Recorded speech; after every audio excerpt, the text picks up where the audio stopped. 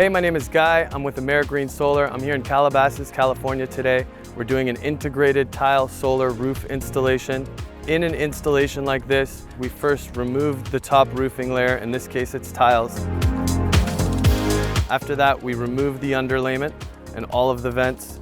We inspect the wood for any deficiencies, and if we need to make any adjustments, we make adjustments at that point. Once we have that wood cleared up, we install the brand new underlayment, which is the brand new roofing foundation on top of the wood for optimal waterproofing.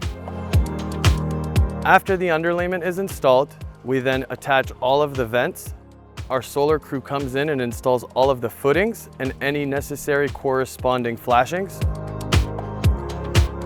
Once all of the solar footings are installed and attached, our roofing crew comes back in and installs the shingles. After the shingles are installed, our solar crew comes back and installs all of the necessary parts for the solar system, including the rails, wiring, inverters, and finally the solar panels.